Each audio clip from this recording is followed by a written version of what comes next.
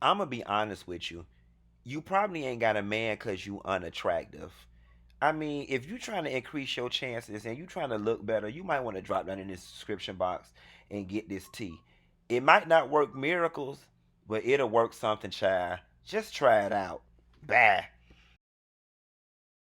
In the vein of women empowerment and protecting our black women, I felt it prudent that I do this video because there are two people in particular, Nene Leakes and Mariah Huq, who have made racial claims against Bravo and their castmates in one regard or another, and them feeling unprotected. Y'all want to talk about it? Here you go.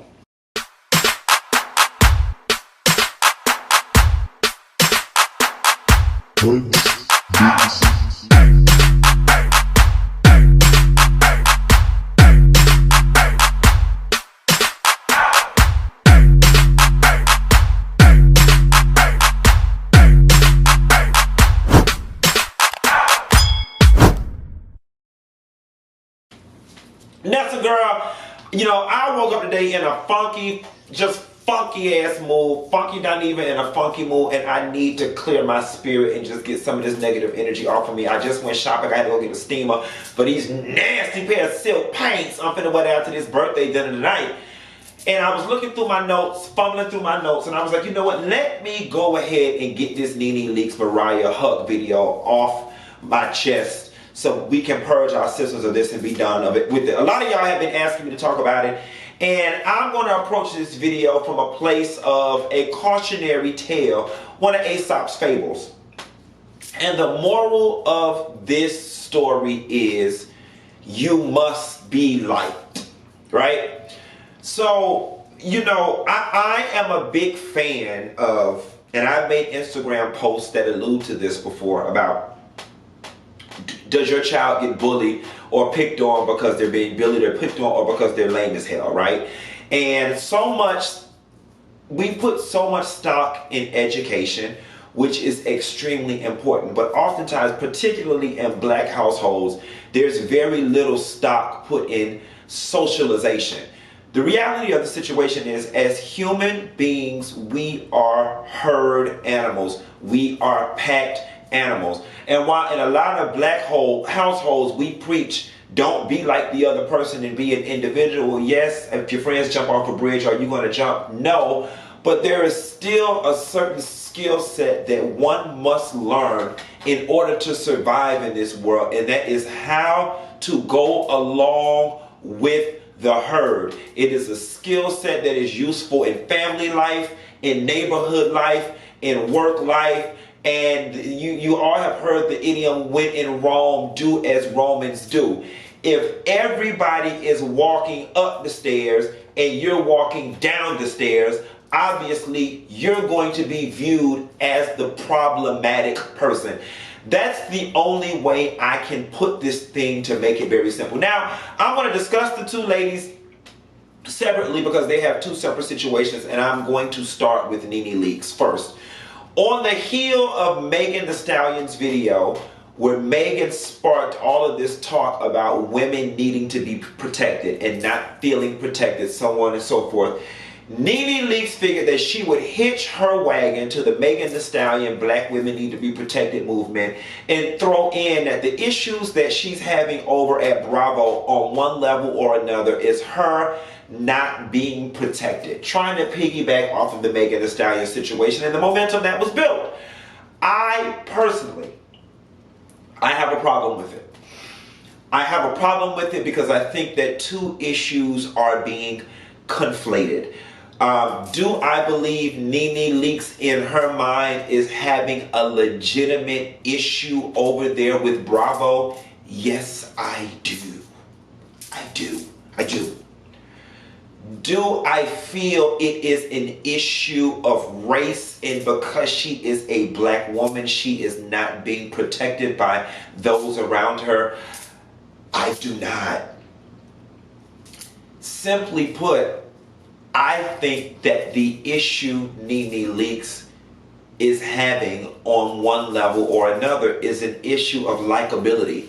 When it relates to her cast members, Nene has sent a cryptic tweet saying, You know, there are so many things I've done for people in the background, and I'm paraphrasing. There are things that I've done and things that I've done in the background that don't nobody know about, that I've stepped up to the plate and, you know, and stepped up for these girls. And now I'm feeling, you know, like nobody's doing it for me, or karma's a bitch, or however the hell she worded it. It didn't mean enough to me to go back and look the damn shit up. But I'm here to say this. We have seen on all of these shows these women get behind one another when they felt it necessary. There is a reason that these women have not gotten behind Nene Leakes and rallied for whatever cause it is that she's got going on. And quite frankly, it boils down to the fact that they don't like you. They don't like you. On one way or another, you have made these people's lives a walking hell, and they could take or leave you. They are very indifferent towards you, and every time you come around, you create for stressful, non-cohesive situations. And to be honest with you, they're probably glad to see you go.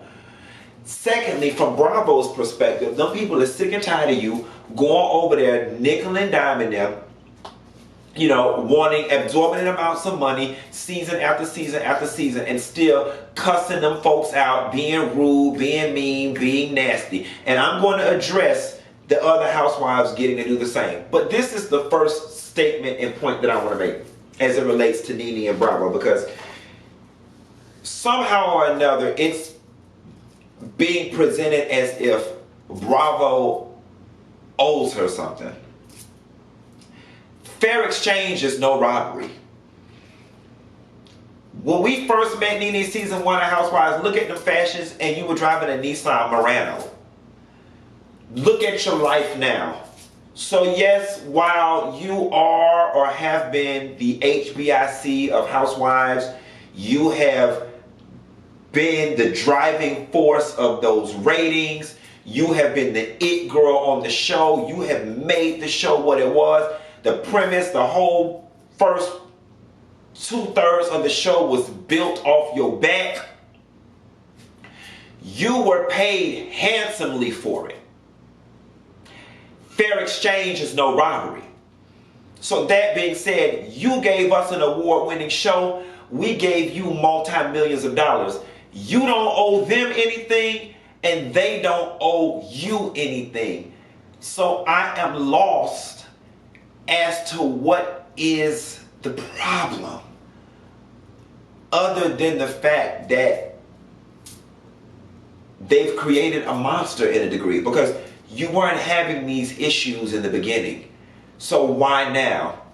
It's because you've become nightmare on wheels for these damn people to work with. Let me shift gears really quickly. I saw the video one night. I was home, came home from the bar. The Mariah Huq video that she did talking. She did an interview with somebody. I'm not quite sure who the person was. Whoever the journalist was, they was just all in her ass, piggybacking off of everything she said. It was a very poor interview from a journalistic perspective. Nevertheless, Mariah got to tell her story, and I got to sit back and listen to the things that she was saying.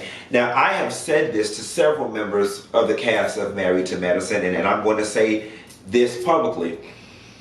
I feel extremely bad for Mariah. I do. I think that it has to hurt and feel like a betrayal on the deepest of levels for you to have a concept in your head, write that concept on a piece of paper, turn that concept into multiple pilots, then get that pilot picked up by a network, get the show, then becomes a hit show on said network, and then you get ousted. That would hurt. You know, I am fair, reasonable, rational, and logical when it comes to that. I can't even say nothing about this lady feeling bad, feeling betrayed and hurt, because I would too. Here's the thing that's baffling, all right? Because Mariah's claim is that she is an executive producer, and unlike Whitney and Lisa Vanderpump, who are white and executive producers of Vanderpump Rules and Southern Charm, she doesn't get editorial control. She doesn't get to make hiring and firing decisions. She doesn't get to make any of those types of decisions, and that You know, they basically stolen her show. Now, it's been thrown around, and I've gotten this from members of the cast, that Mariah sold the show and or made a bad deal. In Mariah's interview, she says she did not sell the show, that they are or have stolen the show from her. All right. And then she also addresses her EP title, because members of the cast for years, since the very beginning, have thrown around the fact that her being the executive producer is an EP title. I mean, the EP title is a vanity title. It comes with no power. And she, you know, in that video has argued, you know, exception with it being referred to as a vanity title. So let's start there.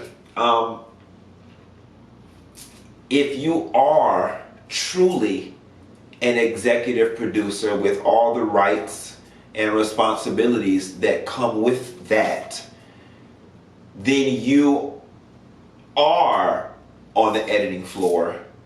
You do have hiring and firing decision power.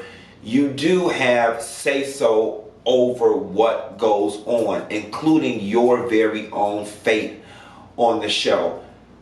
Here is what Mariah, in my opinion, has failed to help us as the viewers, who you are now calling on to support you in this notion and in this motion. If it's truly yours, and you are who you say you are, then why don't you halt production? Why don't you fire some people? Why don't you pull the show?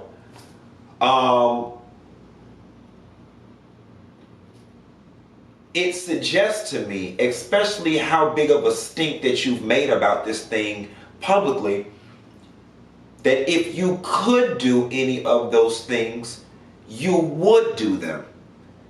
So why are you unable to do those things? Bravo and the production company are very big companies with teams of lawyers and HR's people whose jobs every day are to protect the companies and make sure that they are free of lawsuit. There's whole people's jobs. There's nothing but their job is to protect the company and make sure the company is not operating in such a way that leaves them open for lawsuit. If these people are doing to you what you said they are doing to you, it suggests to me that it would be illegal and that your next course of action would be legal action in suit. I just don't see a company like NBC Universal, Bravo, purveyors of pop, people who have millions of dollars to lose and don't want to spend all of this money in litigation, operating so bogusly that they would just be operating like this and leaving themselves wide open for lawsuit. I'm going to share some behind the scenes with y'all from people that have been on the show since season 1. Beyond the initial pitch, them people said Mariah ain't never been in control of nothing. She ain't never had no hiring and firing power. She ain't never decided when they filming, when they not filming, who gonna be on it, who gonna not be on it. So to a rational person, and I am trying my hardest, this ain't got nothing to do with me disliking her. This ain't got nothing to do with me being biased. I'm just somebody listening to the things that she's telling me, and I'm trying to connect the dots and make it all make sense. Like, you have not been in control and or in power since the inception of this thing. So as far as them trying to usher you out, it feels as if you were never in.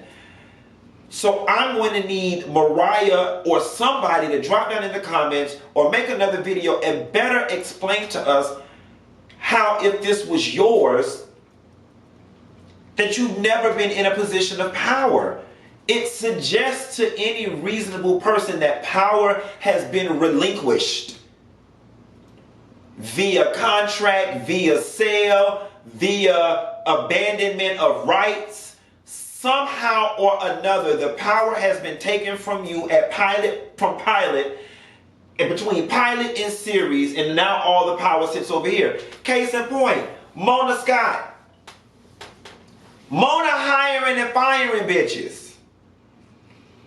Mona saying who get what and who don't. Shawnee hiring and firing bitches. Shawnee saying who go where, who wear what, who sit where, who gonna be on this thing. Goodbye, brain.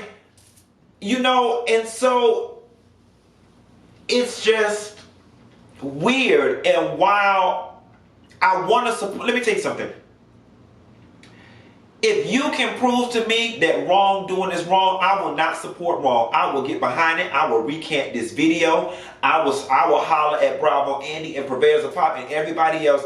If you can just explain to me how this has happened. And the reason why this is problematic for me, when people begin to conflate issues and hitch their wagons to movements, is because it waters down the justice due, and it waters down the momentum for those people who are truly in a position that they are being violated or that they need to be protected.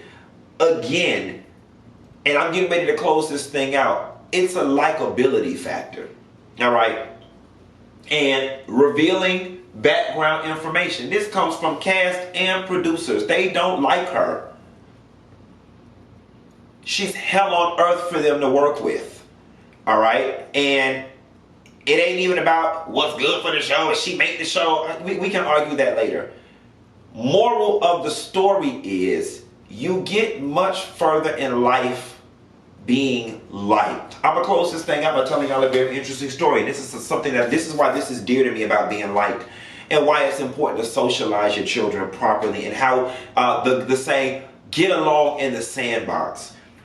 When I went to Florida State University and got my degree in economics, I was very active on campus, but I reached a ceiling in my ability to garner leadership positions on campus, quite frankly, because nobody liked me. I was the rude, outspoken, loud child from Miami that would cuss you out and embarrass everybody, and everybody was scared of my mouth. They thought I was uncontrollable. They did not know what I was going to say or when I was going to show my ass in a goddamn meeting. So I found myself in a lot of organizations where I came in as a worker bee. I moved up to executive board, but I could never go any further, despite the fact that I'm the one in the background doing the lion's share of the work. I'm the one who's putting these movements together. Ancillary people around me got to piggyback off of my hard work and garner the president positions, the vice president positions, the head leader positions, because nobody liked my ass. The powers that be, the other power players across the other organizations didn't like me because I was a fucking asshole. And when I graduated college, that experience humbled and hurt me so bad that I said, I will learn the lesson. Let me tell you something. You can be unqualified, people can teach you. You can be minimally qualified, people can teach you. You can be deaf, dumb, and blind. People will work with you if they like you. You can be in trouble and people will cover up things and lie for you if they like you.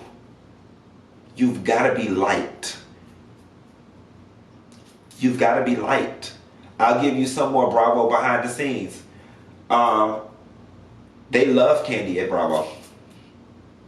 They love her stinking draws. She knows how to work her beats. And that is why she is continuously rewarded. Life is really simple, y'all. People are emotionally driven people. People respond to what they feel. Feelings trump logic in most situations. You could be the best person for the project, but if people don't want to work with your ass, they'll take the second best. or the third best, because they don't want to fucking deal with your ass, because they don't want to feel negative emotions having to deal with your ass. So I say that to say this. Mariah and Nene both, you know, regardless of how I may feel about either of the women, which I don't have an issue with either of them, we want to support it. At least I do. I just need some more information before I jump on the bandwagon and put my neck on the line and get the hooping and hollering, because I know you for your works. I get to steam these silk pants I'm finna wear down to this dinner. I'll call y'all hoes later. And don't forget, be light. That's why I'm getting invited to the Spancer dinners. Bye!